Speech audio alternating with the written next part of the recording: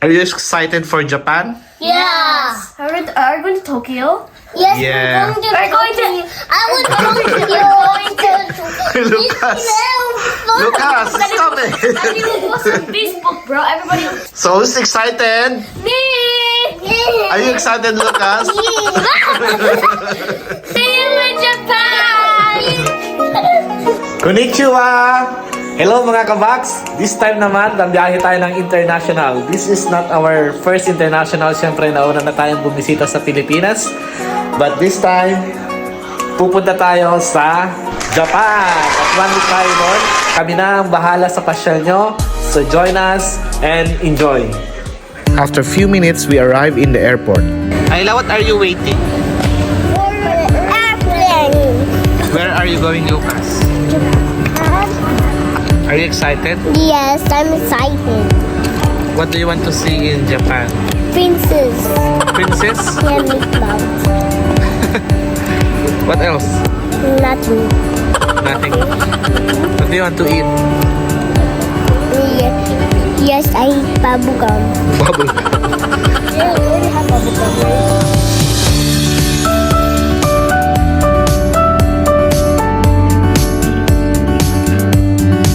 Ayan mga kabaks, pasakay na kami sa aeroplano. Tulog na si Ayla kasi ano na ngayon, mga 11:30 na ng gabi. So after 7 hours, we will arrive in Hong Kong and then another connecting flight to Japan. See you in a while. So guys, this is going to be a long flight. From Perth to Hong Kong is 7 hours, and then from Hong Kong to Japan is another 3 hours. Hello! So it's 2 p.m. We just arrived in Japan. Andito kami ngayon sa airport. We're excited na makita yung hotel namin. Medyo narag pa sa biyahe pero and si Lucas pagod. Pero it's okay.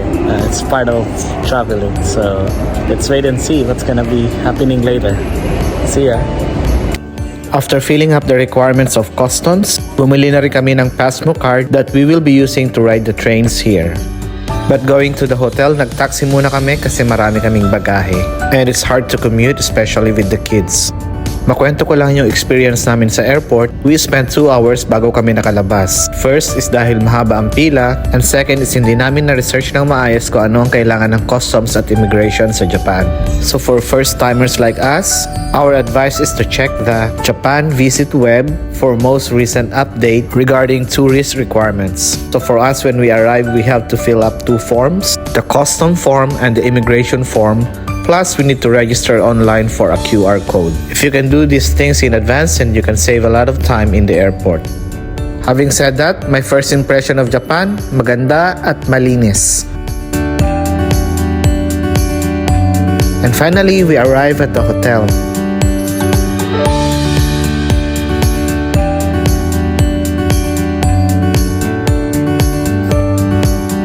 On check-in, meron silang reception but you have to do it manually using a machine. You have to retrieve the booking and from there, the room cards will be issued. Okay, go. Go open. And finally, we're here inside the hotel. Ayan, hindi nga lang masyadong malaki yung space but so good. Kasya naman kaming lahat. And this is going to be our home for the next 7 days. Ay, kakapagod ang haba ng processing sa immigration sa airport. So, para sa mga beginners na kagaya namin, talagang kailangan mag-research para less hassle. So, after this, we will be eating outside. Tingnan namin yung mga local restaurants na nakapaligid sa hotel and check the local foods. Exciting! Our hotel has its own powder room, a separate shower, and a separate toilet. After fixing our things, diretso na kami kaagad sa mall na malapit sa amin. It is called Ariake Garden, and it's just 3 minutes walk from our hotel.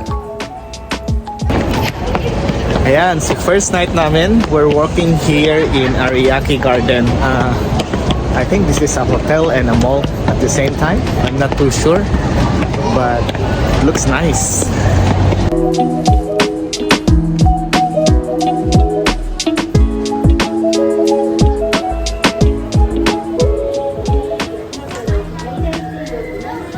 At dahil gutom na, diretso kami agad sa restaurant area.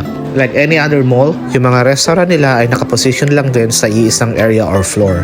Kaya madaling mamili at madaling maglipot. At dahil most of the writing are in Japanese, gumagamit kami ng Google Translate, but most of the time, itinuturo na lang namin ang pictures sa menu.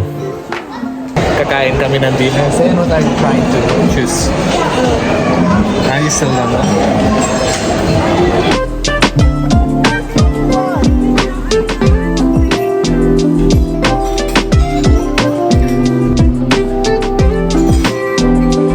And there it is, dumating na yung order namin at talaga namang nakakatakam siya. To be honest, hindi ko na matandaan kung ano ang mga ito. But regarding the taste, masarap lahat.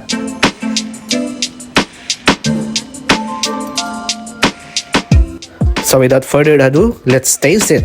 Ito yung parang version nila ng burger steak. Siyempre, ang first bite para sa inyo.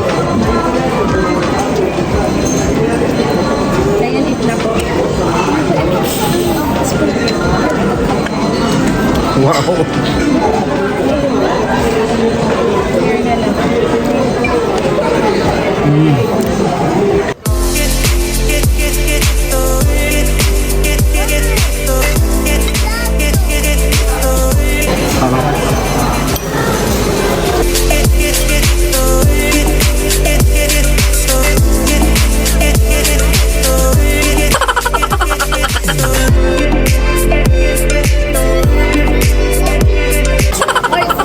Ay, grabe. Naubos ko. So, first time ko makatikim ng ganito. Masarap. Manamis-namis na masarap. After eating, naglibot-libot muna kami para mamili ng konting groceries like water and a light breakfast. Flex ko nga pala yung toilet nila dito, napaka high-tech. With the press of the button, siya na yung bahala maghuhugas sa kung anong kailangan mong hugasan. Kahit na male area, meron ding baby rack to make sure na comfortable ka kapag nagto-toilet ka. Ayan, at malinis nga ang toilet dito sa Japan. Anong ginawa ko sa toilet? Bahala na kayo mag-isip. And of course, hindi mawawala ang vending machine na nakakalat kung saan-saan. Na very affordable at madaling gamitin. Ayla, is that good? Oh, I saw apple piece inside of that. Really? It's good? I saw apple piece. Wow, they like the Japanese juice. And that is our first night in Japan. And thank you for joining us. And if you haven't, please like, subscribe, and share. Dahil marami pa tayong galang pagsasaluhan. On our next episode, we will go to the famous Shibuya Crossing and Team Lab Planets. See ya and God bless.